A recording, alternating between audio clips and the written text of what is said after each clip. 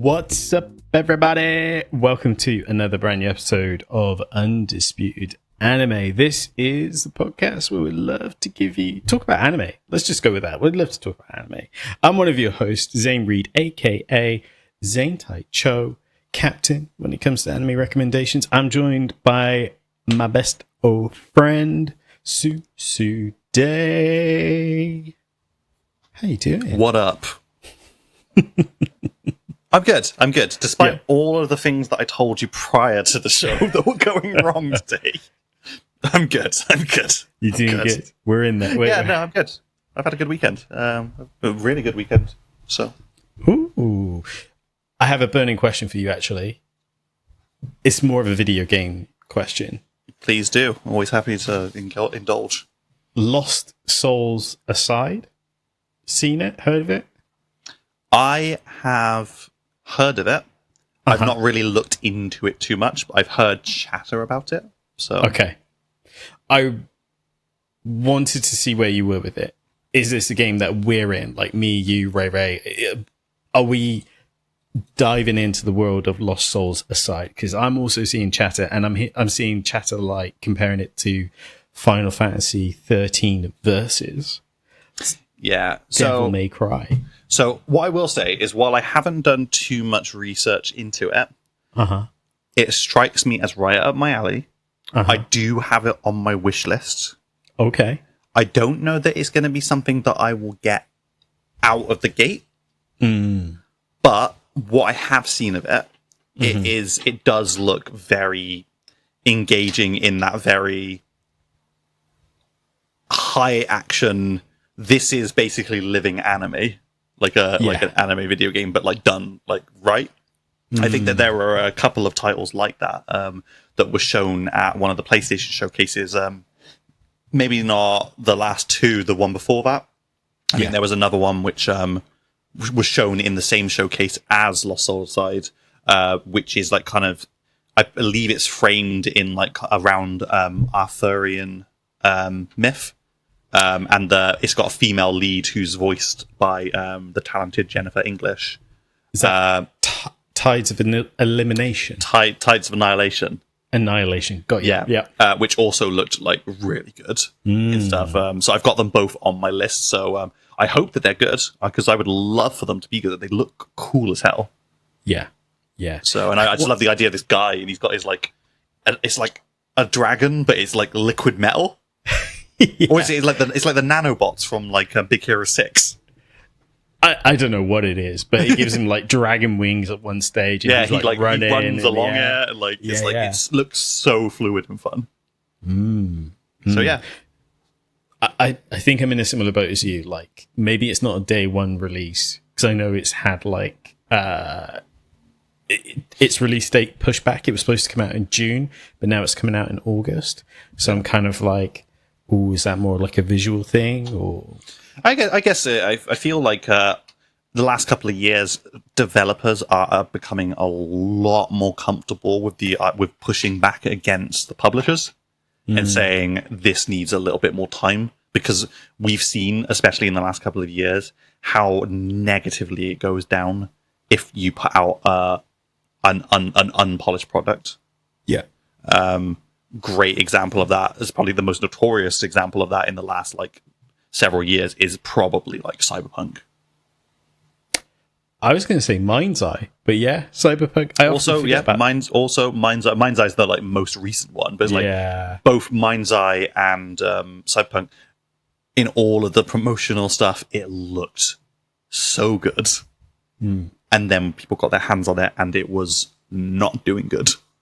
And obviously, to their credit, CD Projekt Red they've sorted it. They've continually taken steps to improve it, and they've done a lot to like improve their relationship with the people that they kind of burned. Yeah. But I feel like they've got higher stakes in the game, because they've got another high demand product coming out, which is like The Witcher 4, and they need to get their trust back, or people are not going to buy it. So yeah, I guess we'll see. We shall see. I'm looking forward to it either way. So yeah, it might be like one of those things that I might get at Christmas or something, you know? Yeah. One of those. Yeah. We'll see. I'm a big proponent of, at Christmas time, people ask me family members ask what I want for Christmas. I say, I don't really want anything. Please just get me vouchers that I can use to buy video games. It's like, it seems silly to them because they're like, oh, well, isn't there anything you need right now? But I'm like, you know, if you can get me the vouchers and I can pre-order these games, then that's saving me money in the long run because I'm not having to think about buying them when they come out. And you won't be disappointed with some socks. Yeah, exactly. And honestly, if you get vouchers, it's great because like around Christmas time when I'm most likely to get vouchers, the sales start up. It's a great opportunity to pick up games that like were out that I didn't pick up before because I was like, I don't really want to pay full price, but I do want to play it. So, you know. It's all up here. It's all locked away. It's gamer math, isn't it?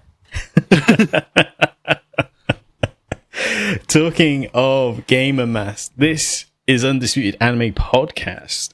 Every 2 weeks we get together and we'll talk about some of the latest, greatest animes and sometimes even previews and reviews and sometimes just even topics. Today we've got 2 topics.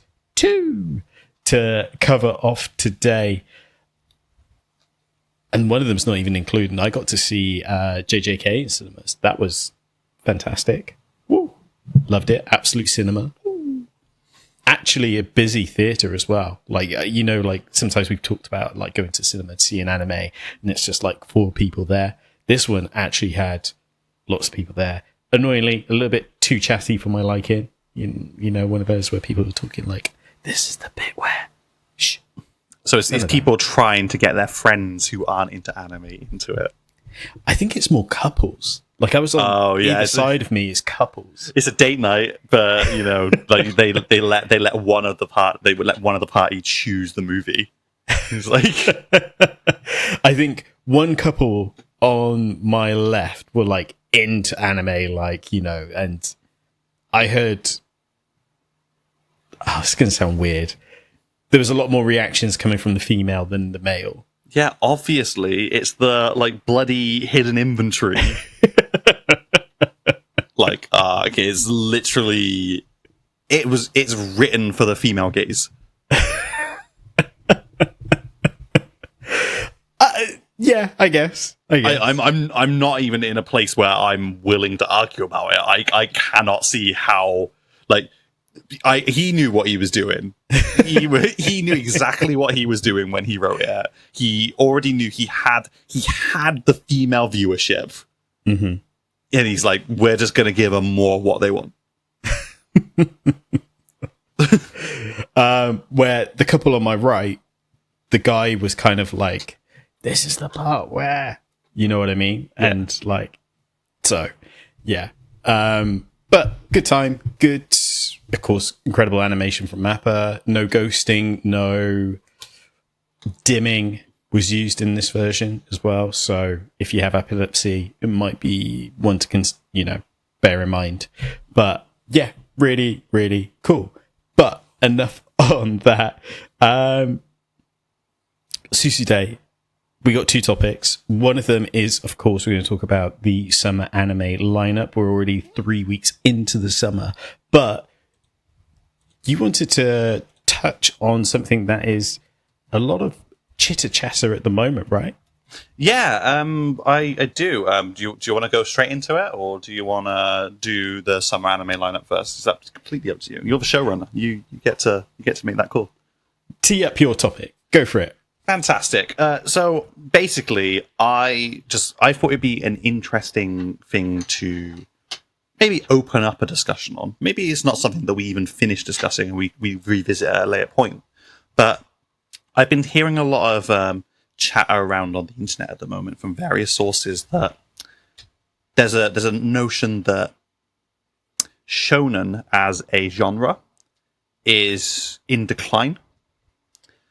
This is simply based on the fact that there is just like, it seems like over the last decade especially, we are seeing a lot of cancellations and a lot of titles that we may see the end the ending of them, quotation mark, but it's very clear that there was more meant for it. So it's clear, it seems very obvious that this is a situation where, let's say, Shonen Jump has said, we're going to let you finish it, but you need to finish it in like 10 chapters. So, and I saw that and I thought that, that is really interesting. There's been a lot of manga that I've read that has been cancelled. And obviously we tend to try and lean more towards the anime side of things on this podcast, but it does have a knock-on effect because a lot of manga are very quickly adapted into anime these days, but then the manga gets cancelled. Yeah, it's kind of like it's or there'll be some great manga out there that people are really hype about being made into anime, and we never see it because, well, the story never ends. So why would you do it? Yeah, no, I think it's definitely on topic right now. I think it's fantastic that you've brought this up because I guess for listeners and people that are watching on YouTube, to give a example, we're not talking about the sort of Kaiju number 8 that ended a couple of weeks ago. We're talking more about Solo Leveling Ragnarok that seemed to have just abruptly finished, right? Yeah. So the thing is, like, I guess that could have been one of the things that sparked it. I'm not 100% certain of the circumstances behind Ragnarok, because I do know that obviously the original author of Solo Leveling passed before the manhwa was completed. So whoever has been doing Ragnarok is someone different. Right. I've not really dug too much into it. I don't read the web novels. I only read the manhwa, and the manhwa's on break at the moment. Maybe I'll dive into this afterwards. But looking into things like, despite doing a little bit of research, my brain's gone like completely blank right now. But like, you think about stuff like, and this is a very niche, not niche, very specific title. But like, you think about things like Act Age. Act Age ended abruptly, but there was a very clear reason why it ended, and that was because of the author was had some criminal misconduct, didn't they? Oh yeah. So it was obviously terminated because of like ethical and PR reasons and stuff. Like it was too hot a thing for Shonen Jump to try and push through. So that was obviously like dropped. But like, looking back, I really enjoyed way back. I really enjoyed when I was reading it, Fabricant 100, which was being published in Weekly Shonen Jump. But again, there's loads of different reasons why these things are being cancelled. In this, it was called out for being too generic. Like, it didn't really like break the mold or like have a strong identity. But despite that, people obviously did enjoy it. Like, there would have been people who still enjoyed it. And really, what my thoughts on the matter are is that, like, especially in Japan, like these weekly and monthly publications, like, it's such a competitive market, and like, whether it's for better or worse, a lot of it comes down to what is popular, and that is so subjective. It's like you've probably seen it around. Listeners have probably seen this around the internet. It's like that competition that was done, where it's like, draw like the best picture of the dog wins, and the second place is like this beautifully like drawn picture of a dog, like sketch picture of a dog, and the first place winner, based on popularity in the votes, was this really crudely drawn like child drawing of a dog. Right. And it's like, obviously the popular vote won, so the arguably bad drawing of the dog won. Yeah. So, but there's just a lot. There's a lot of. I think that there's a lot of artists want to make it big in shonen. Sure. I think that people want to chase the dragon of, like, they want to be the next like Naruto or the next Bleach or obviously One Piece is still ongoing. Like it's going to be really hard to knock it off its throne. So, but there are like so many titles like that and like Dragon Ball Z. Like we kind of are we past it now? Is shonen manga too oversaturated a genre, like an area of publication? Ooh, strong question. And I think it's definitely a great topic, because in my mind, a very famous popular YouTuber, Sniper Wolf, has done year-on-year videos on new manga that have come out in Shonen Jump, and the following year it's usually how that new manga he started following or started reading has already ended or cancelled. And he kind of talks about, there's a lot of stats and figures, but his breakdown of how competitive the market is, but also, like you said before, in terms of sales numbers, how nail-biting it is for the mangaka, especially. So, yeah, I mean, even myself, being a weirdo, loving to collect cancelled manga. So I instantly think of Samurai 8 by Kishimoto, only has 8 volumes. And it was good. It wasn't bad. It wasn't bad. But I guess there was that expectation of the next Naruto, right? Like, what does Kishimoto work on after leaving Naruto? And then, yeah, there's a long list. Like, even more recently, Embers, the Blue Lock rival, instantly gone after, I think, 10 chapters, maybe just over that. So, yeah, there's a lot of new stuff that's coming out, and it's roughly hardly surviving. But again, that may be more due to number. Well, it is definitely due to numbers. But on the flip side, I wonder how those that launch on the Shonen Jump app, so for example, Kaiju number 8 and Spy Family, I believe, started on the app and then grew popularity, grew its audience, and then rolled out the printed volumes of manga and stuff like that going from there.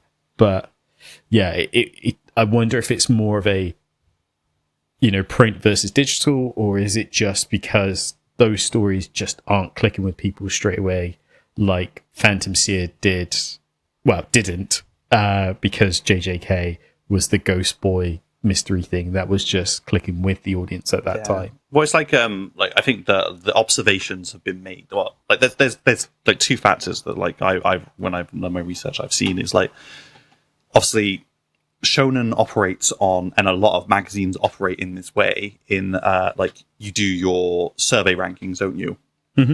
And I think that the way that it works out for especially popular like publications like shonen, like Weekly Shonen Jump, is even being moderately popular isn't enough. Like, Jump demands like top tier rankings, like from who it's publishing, and if people are not resonating with it, there isn't really like, they don't have their business model doesn't allow for a slow burn. Like, they need it to be coming out the gate like popular and like fast and stuff. Like, so you often find that like anything that doesn't meet that might get moved into a different publication, or it might just be completely replaced with like new trials, like new like, because they're looking like for the next hot thing, aren't they? And I think that I guess, and I hate to go into it like this, but is this just another like downside of like kind of like capitalism and stuff? Is it another, because we see this a lot in like video games, in movies, in all sorts of things. It's like, is it just another situation where if it doesn't meet the financial expectations of the people who stand to gain the most out of it, is it just being like cut off way too soon? Because over the last like decade, even longer than that, like probably as long as I've been alive, there have been so many like movies and books and like manga that I've read, where it's like, this is actually incredibly good. Mm-hmm. But, you know, when the earning calls come around, they're like, well, it didn't meet our expectations, so we're not going to make a sequel. It's like, we see that so much in gaming. It's like, unless it hits these unrealistically high things and gets like the shareholders lots of money, they're not going to invest money in it. Yeah. It was just announced about Star Wars Outlaws. Like, that won't be getting a sequel because it failed to meet expectations. Yeah, didn't do as well as they expected it to, and I think that the expectation is too high now. Whereas I think with a title like Expedition 33, expectation was very low. Like, Sony didn't stand to lose too much on it, and it actually ended up being like this colossal win. Yeah, I feel like word of mouth really turned that one around as well, because it had loads of publication in the Xbox showcases, but it was standing shoulders with Titans. You know, Xbox showcases will have like the Call of Duties and Outer Worlds 2, and right in the middle of that is Expedition 33. Yeah. So yeah, it was standing with giants, but yeah, and it was breaking the mold as well, because like the actual like financial mold, I guess, or the business mold, that's the word I'm looking for, because like it came out of the gate cheap. It came out like half the price of most AAA titles. Like, I think like even beyond that on PlayStation, like if you have PlayStation Plus, you could get even cheaper than that. So it's like it really broke the mold. But back onto like manga and anime, it's like is it really just the same sort of situation we're seeing here? Like, obviously we have the rare instance of something that ends because of, you know, an author's untimely passing, or the author got embroiled in some sort of controversy or something. But there are so many great titles out there that just don't get to finish, or don't get to finish as they should have, because they're not popular enough fast enough. It's like, I really enjoyed Magico when it was running in Shonen. Like, very good. It got to finish, but it was rushed. Yeah. Obviously, same with Samurai 8. I really enjoyed it. I thought it was really good. I really liked the world, but the story was going at a certain pace, and then all of a sudden they were like, no, we're ending this in 10 chapters, and everything got crazy all of a sudden. I think that there's all sorts of different elements to it, isn't there? Like, you know, they're, like you rightly said, they're looking for the new hotness. I guess sometimes there's an urgency to try and find that, because some of the bigger titles are leaving. We've already talked about Kaiju number 8. My Hero Academia's already gone. Demon Slayer went a few years ago. JJK, of course, yeah. So there's always the need to find the new hotness to fill the holes that will leave. I think to kind of give it a more positive spin,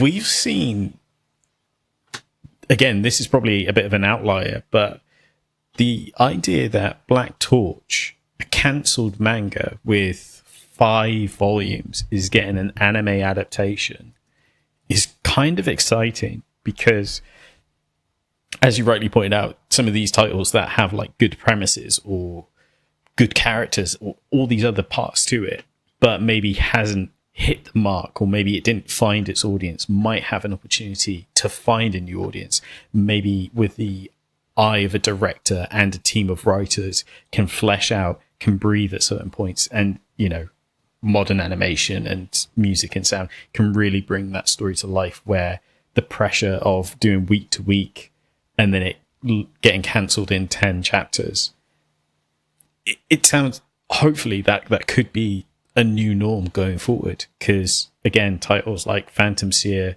like Red Hood and the Hunting Guild, those finished, but they definitely had a level of legs to them. Yeah, there's just there are so many titles that I've read that, you know, ended too soon and never got an anime that I would love to see anime. Like, especially because like when a lot of the time when you as the reader are reading something and you look at it and you're like, this would be so incredible if it was an anime, and it's like so disappointing when you don't get to see it.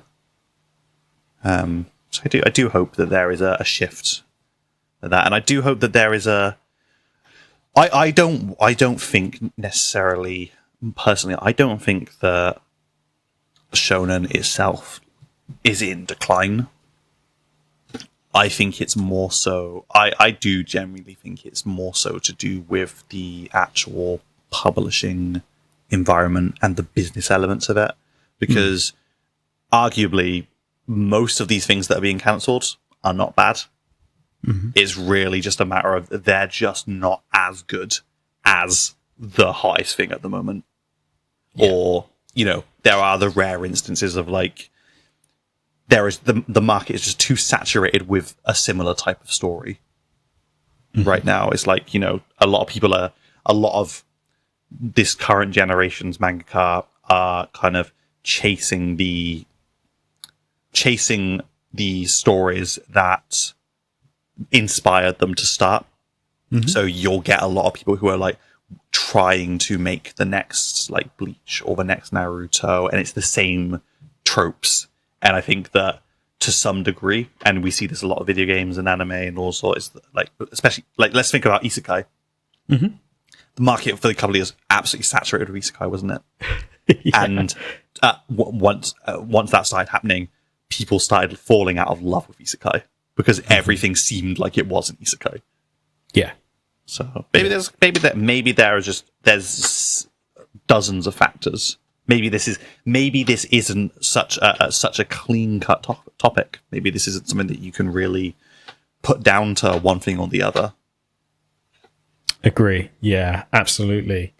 But what I will say is, if you enjoyed this topic, you have a chance to be part of the discussion by leaving a comment leave your thoughts and opinions in the comments down below, or if you listen to this on one of the podcast platforms, of course, leave a comment. We'll read it out on the show, and that way you're part of the show forever.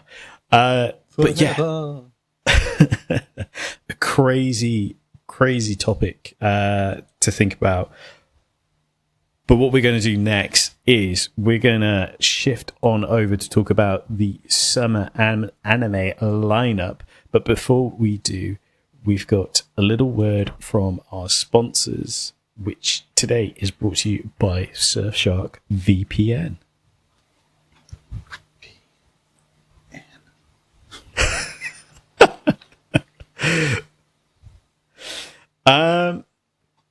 Cool. So I forgot to do this at the top of the show, but a little housekeeping for you.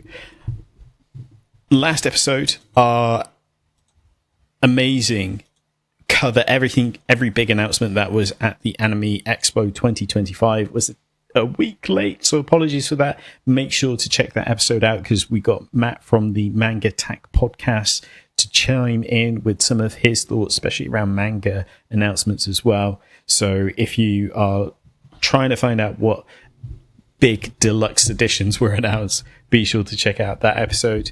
And also, not forgetting our coverage of the K-pop Demon Hunters spoiler review that was in the episode prior to that. Still popping like... I got that completely wrong. Soda pop. I'm in a soda pop. We're getting a copyright strike. Stop it. Be sure to check that episode out as well. Sushi Day. The summer is here. It's well in play. However, I think when we had a few bevies on Friday, me and Sushi Day went to the pub because we're a bunch of lads who love the bands. Yeah. You said you haven't really jumped in yet, right? Yeah, I think life got busy in terms of like my personal pursuits and stuff. And by personal pursuits, I've just been busy playing a lot of video games lately. Nice. As a result of that, my time that I could be spending watching anime has been spent playing video games, which is a shame, especially because there are some great returning titles this season. I have watched a few. I've started. I'm like 2 episodes into Dan to Dan. Nice. Season 2. I've watched the first episode of Kaiju number 8. Love it. Yeah. Other than that, though, it's it's things that I was already watching that I've gotten behind on, like To Be Hero X and Vigilantes and Fire Force. So I'm kind of I don't really want to get, even when I do jump back in, I don't want to get too caught up in something brand new because I don't want my backlog to get bigger. I want to get through that. But there's great stuff that Summer Hikaru dies. There's Dr. Stone's back. We got Sakamoto Days, season 2. We got Gachi Yakuza, which I'm a massive fan of the manga, so gotta get on that. It's crazy. Actually, before I forget, I was on the Manga Attack podcast where we talked about that last title you just mentioned. Gachi has a different pronunciation. What is it? Gachia Akuta? Akuta? So it's Gachi Akuta. Not Gachi Akuta. It's Gachi Akuta. Yeah. Cool. Well, good to know. Thank you for correcting me there.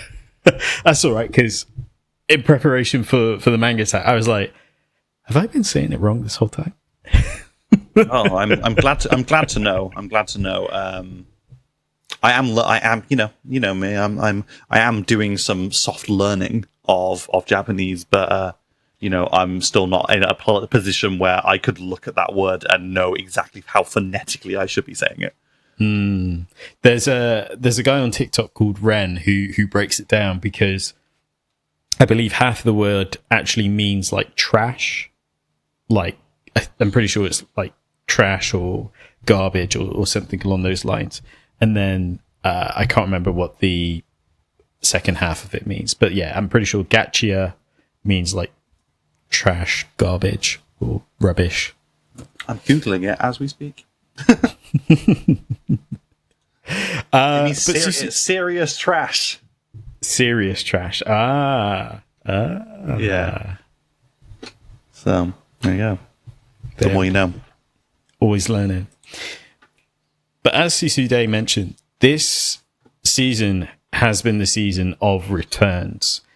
And what we're going to do is we're going to touch on some of those animes, but also some new ones, because I've actually watched some brand new stuff and I'm going to share it with you because I love giving recommendations. So let me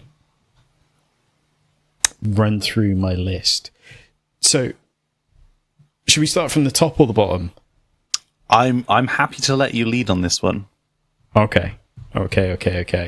So we'll start from the bottom. We'll kind of leave the return-ins to last. Where do I want to start? He doesn't know. He doesn't know where to start, guys. It's too much choice. There's too much choice. I watched this new one called New Saga. It's not an isekai. It's a fantasy. But the funny thing about it is it's kind of like classic fantasy tropes, like Dark Lord's taken over and the small party are doing one last Hail Mary where they're going to take out the Dark Lord who's conquered their homeland and stuff. And basically what happens is the hero, the MC, he goes toe-to-toe with the Dark Lord and he manages to defeat him. And then he touches this crystal that was just floating on the side and it time jumps him back just before the Dark War happens. It's a returner story. Yeah. Oh, so this is interesting to me because I read a lot of like returner manhwa. Okay. And I read a lot. I'm reading like several titles at the moment, which are this premise where it's like the world has gone one way, main character is sent back, gets an opportunity to do a redo with the knowledge that they have from the first time around. Exactly. So, in fact, I think I'm pretty sure that I've read New Saga. I'm pretty sure that this is something I've read. I've only seen the first episode. Animation-wise, seems okay. Like from what I remember, again, it's hard to tell because like the first part of it is so kind of hype and like, you know, like feels like everything's on the line when you're just like, I've only just got here. It's like 2 minutes in and we're fighting the end game. Yeah. But I like it. It's I think it's cool. Again, it's not the one that I'm kind of waiting for week on week, but I like this idea of, like you said, a second chance at redoing this, and maybe there's people he can stop from perishing, because I think he talks about like people in his village sadly perished when the soldiers attacked and stuff. So it's always very much like in stories like this a matter of like once they've got a grasp of their situation, they're like, oh, I'm back in my body of like 10 years ago. It's always like step one is getting a grasp of the world. Step two is trying to get strong quickly. Mm-hmm. And then step three is like they go on the adventure and they're like, oh, I know that the legendary hero who died in this battle was just starting out and was relatively unknown at this time. If I can find them and help them get stronger quicker, then we'll be in a much better position. It's like going around like helping all of the heroes that you remember or the people that were relevant before, like be strong enough to survive. So that preparing factions, like maybe not, they never give like the information of like to the world of like, oh, by the way, in 10 years angels are going to attack. But they'll be like, maybe think about preparing the strength of your armies to be able to do this, or they'll reveal like a medicine or a spell that was wasn't actually discovered until like much later down the line, but it was a turning point when it was discovered. So it for me as a watcher, I'm kind of like, oh, I wonder what this means in terms of like his skill set. Does he remember does all of his skill, experience and stuff come along with him, or will he have to relearn that? Will he have to relearn to be a sword wielder and stuff like that? So I like it. It seems to raise a lot more questions and stuff. But again, it's because there's so much top tier stuff. It's kind of at the bottom of my pecking order at the moment. Yeah, of course. I mean, not every anime has to be like I'm gonna wait with bated breath every single week for the next episode. It can be just, I've got some time. Maybe I'll pick up a few episodes here and there. Exactly. Maybe I really fancy just a couple of episodes of this. I'm not so invested that I'm gonna, it matters that I miss something like in like context. And especially in between waiting for your Sagamoto days and Kaiji number 8, because again, them being weekly, and sometimes it feels like they're all dropping on the same day. It really helps with breaking up the week. Another series that might be worth checking out is another fantasy series called Cleverness. Clevertess? I think you're better. Yeah, Clevertess. This one, again, is kind of this. It's more of a darker, especially 90s sort of vibe to it. The idea is that there's this tiny country and all of the lands around it are governed by these Dark Lord beasts. I watched this dubbed, I'm pretty sure. And the whole idea is that these warriors, they want to, it's Order of the King. to try and take out one of these beast lords so that they can try and help expand their country and stuff, because they don't know anything outside of their, I guess there's a little bit of Attack on Titan, but they don't know anything outside of their country. And they want to grow and understand their world and such. So 13 heroes go out to take on this demon beast, and they get obliterated. And it's very like gory and stuff. They absolutely get obliterated. And basically the beast decides to go to the kingdom and ask the king, like, what did I ever do? Why attack me? Like, I need to understand this. I've been around for millennia, and you've just come knocking on my door with these 13 heroes that I decimated, but I need to understand. I need to know why you're coming at me. So he goes after the king, and the king just says, we want land. And basically he destroys the kingdom. But someone begs the beast that it takes their baby, because they are stuck under a building. And he's like, why would I take the baby? And they were like, you'll learn if you take the baby. So he takes the baby. And it's this whole kind of internal sort of questioning, like, can humanity... Is humanity just as much a monster as he is, or can humanity and them coexist? It's all these kind of philosophical questions and stuff. I'm seeing a lot of. I'm on my anime list right now, and I'm looking at the user reviews for it, and they're overwhelmingly like positive. Like, there's a lot. I think the first one this here is like, I'm not going to lie, the anime is not for the faint of heart. It's filled with pain, loss, and suffering. But even the darkest moments, there are brief flashes of warmth that catch you off guard. And they like talking about how well-rounded the characters feel, and like how it's like, it's not, the strength of the anime isn't about like the magic or the weapons or the battles. It's more so about like the emotional depth of each character, like, and stuff. I would totally agree, because it's a lot to try and convey in the first episode, but it does it almost effortlessly. And again, this isn't like top tier animation like JJK, but I think it's definitely got some stones about it. It's definitely got something here that it's trying to deliver. Very intriguing, very intriguing. And again, it's not kind of tropey like your isekais, or it's something different, and I think that's what is really appealing about it. Cool, I'll have to give it a look. I'll pop it on my list. I can't say the same about this one. Uh-oh. Uh-oh. This one is...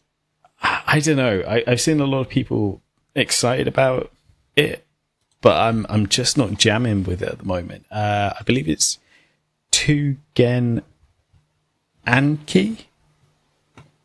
Tugen Anki. Yeah. Yeah. Let's just go with that. Based on a manga of the similar name. This is all to do with a boy who finds out that he's a descendant of a demon, and there is a war going on with the descendants of a samurai who used to take out his ancestor demons, etc. He ends up in a school full of demons, or onis, where they learn about their sort of blood magic that can turn into weapons and stuff. It feels very much like Blue Exorcist, which may not be a bad thing, because Blue Exorcist is very cool, but at the same time it feels very tropey. Like, this feels like the most shonen you'll ever see. I see. So if you go into it knowing what you're getting into, could be a good thing. Could be good things. Like, some people love, fast food because they know what they're expecting. It's not going to be gourmet. Let's say that. Yeah, no, that's absolutely fair. Like, sometimes you are looking for tack.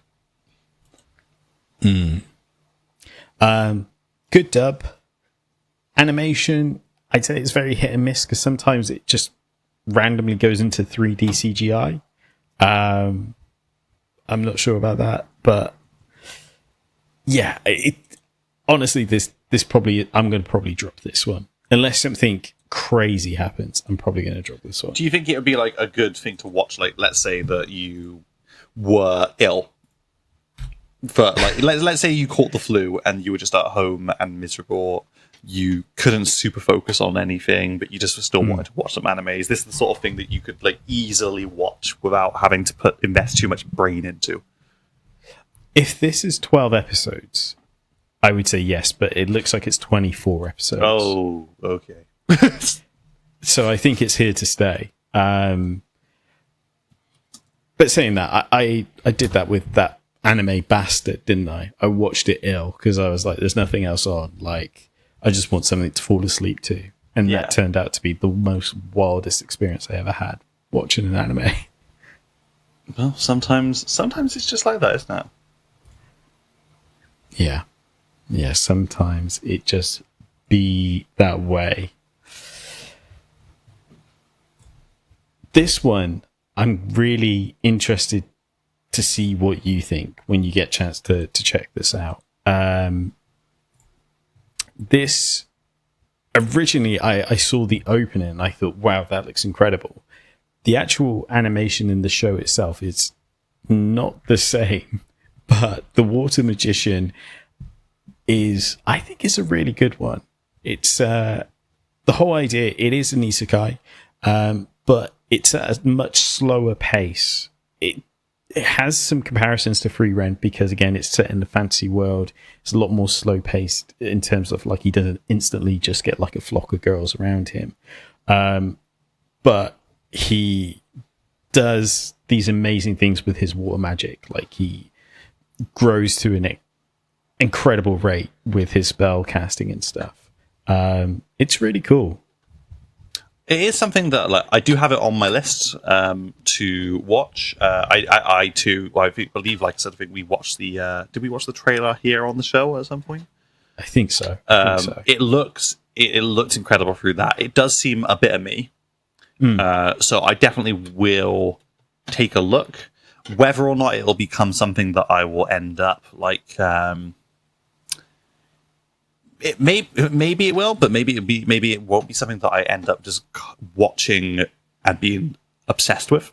Mm-hmm. But I'm always looking to add things to my list that like at some point I can watch without thinking too much. Or sometimes when I'm like writing or drawing or something like that, I do want to look at other media.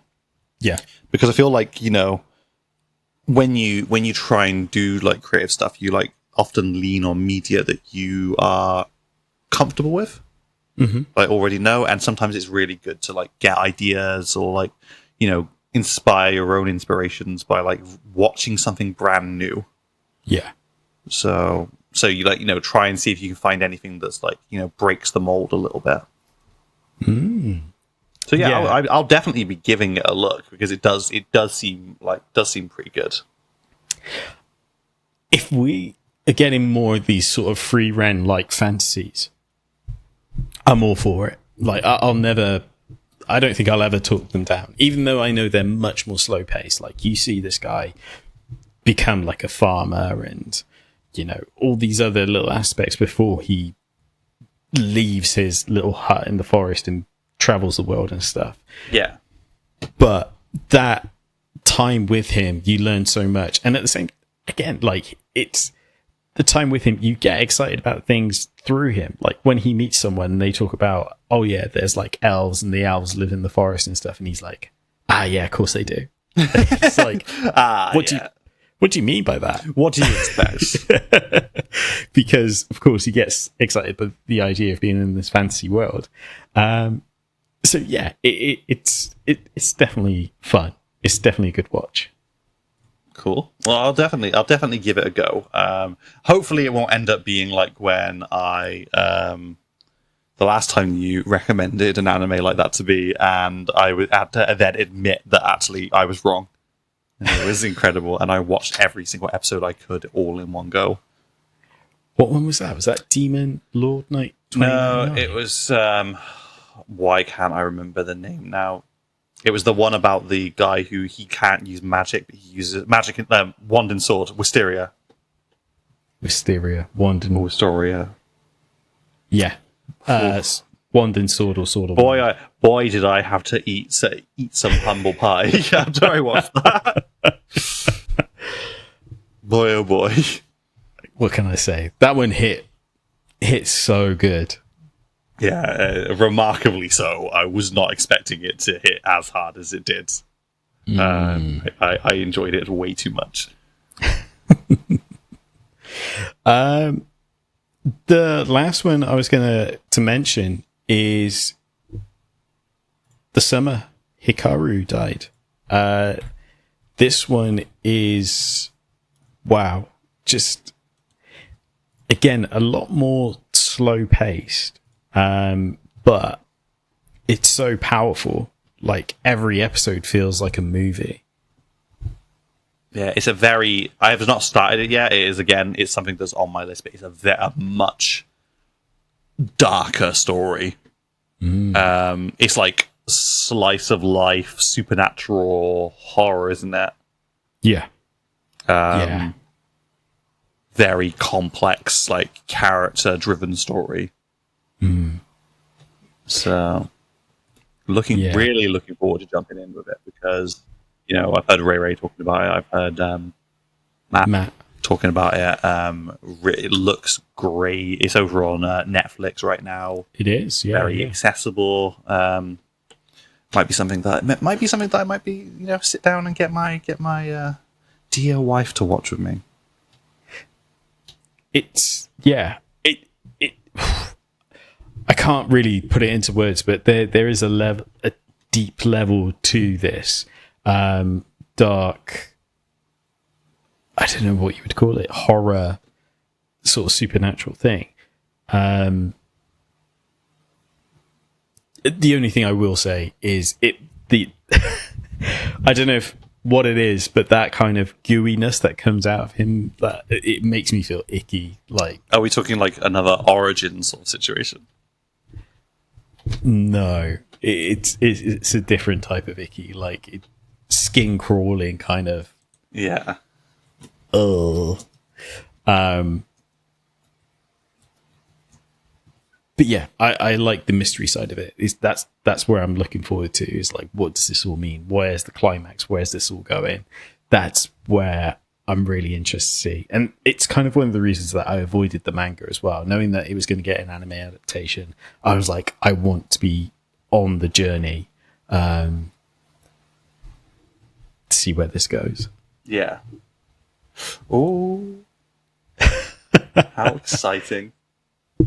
Very much so. But of course, we've already mentioned, you've got the return of Sagamoto Days. You've got the return of Kaiji number 8. I know Call of the Night and My Dress Up Darling's back. It's not really my lane, but again, I know they've got a big audience. And Dan to Dan, which is already fantastic. Yep, already kicking off like straight back into it as well. Obviously, the end of season 1 ended on a little bit of a hang, didn't it? It did, and it just jumped straight back into it. And exactly as it should have. Exactly how it should have. And of course, we'd be a disservice not mentioning Gachia Akita, new this season on Netflix as well. Or have I got that wrong? No. I do not know. I've not been on Netflix to search for it. I know it is on my list on Crunchyroll. Yeah, it wouldn't surprise me. But absolutely loving this. Getting those sort of Bleach / Fire Force Soul Eater vibes. It's just amazing. We're in a good time. We're in a good time. Good season for anime. Absolutely. But that has been the summer lineup. What have we missed? What are you watching? Let us know, of course, in the comment section down below. Susude, before we wrap up the show, any final words of wisdom? Oh, I don't know that I've got wisdom today. Just drink plenty of water, you know? Spoken like a true water mage. If you're gonna be if you're going to be a mad lad and go to the pub with your friends, make sure you're drinking plenty of water. Pace yourself, you know. The summer is hot, and it will encourage you to partake. Absolutely. I just remembered I missed that one more called The Silent Witch. The Silent Witch. Check out The Silent Witch. Beautifully animated. Fantastic. That's the last one. Yeah. It looks incredible. Silent Witch looks beautiful. I'm hearing a lot of good things about it. So it's a great one. It's a great one to have on the watch log. But we're going to wrap up. Thank you so much for your time.